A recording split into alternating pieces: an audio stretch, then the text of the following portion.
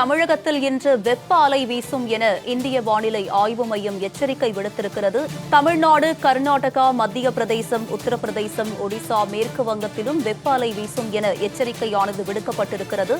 இது பற்றிய கூடுதல் விவரங்களோடு இணைகிறார் எமது சிறப்பு செய்தியாளர் யோகேஸ்வரன். அவரிடம் விவரங்களை கேட்டு பெறலாம். யோகேஸ்வரன், தமிழகத்தில் இன்று வெப்ப அலை வீசும்னு வானிலை மையம் தகவல் வெளியிட்டிருக்கு. தமிழகத்தை தவிர வேறு எந்தெந்த மாநிலங்களுக்கும் வெப்ப அலை இன்று வீசக்கூடும் என்று எதிர்பார்க்கப்படுகிறது? பொதுவாகவே கோடை காலங்கள்ல வெப்பத்தினுடைய தாக்கம் என்பது நாடு முழுவதுமே அதிகமாக இருக்கும். இதுல குறிப்பாக மே மாதம் நிகழ்கின்ற அக்னி நட்சத்திரம் என்று சொல்லப்படக்கூடிய காலங்கள்ல வெயிலினுடைய தாக்கம் இந்திய அளவுல மிகப்பெரிய அளவுல அது உச்சத்தை தொடுவதற்கான வாய்ப்புகள் இருக்கிறது. ஆனால் அதற்கு முந்தைய மாதங்களிலே பல்வேறு மாநிலங்கள்ல வெப்ப அலை வீசக்கூடிய நிகழ்வுகளை இந்திய வானிலை ஆய்வு மையம் உன்னிப்பாக கவனித்து வருகிறது. அதன் அடிப்படையில இன்றைய தினம் இந்திய வானிலை ஆய்வு மையம் வெளியிட்டிருக்கக்கூடிய அதிகாரப்பூர்வ செய்தி குறிப்பின்படி தமிழகம் உள்ளிட்ட 6 மாநிலங்கள்ல இன்று வெப்ப அலை வீசும் என்று இந்திய வானிலை ஆய்வு மையம் எச்சரிக்கை என்பதை விடுத்திருக்கிறது. குறிப்பாக தமிழ்நாடு, கர்நாடகாவுடைய வடக்கு மாவட்டங்கள், மத்திய பிரதேசத்தினுடைய கிழக்கு மாவட்டங்கள், உத்தரப்பிரதேச மாநிலத்துடைய கிழக்கு மாவட்டங்கள், ஒடிசா மற்றும் மேற்கு வங்கம் உள்ளிட்ட மாநிலங்கள்ல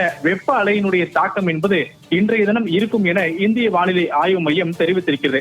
வெப்ப அலையினுடைய தாக்கத்தின் காரணமாக பொதுமக்கள் அசௌகரியமான சூழலை எதிர்கொள்ளலாம் என்பதால் முன்னெச்சரிக்கை நடவடிக்கைகளுடன் பொதுமக்கள் வெளியே செல்ல வேண்டும் என்ற ஒரு அறிவுறுத்தலையும் இந்திய வானிலை ஆய்வு மையம் வழங்கியிருக்கிறது.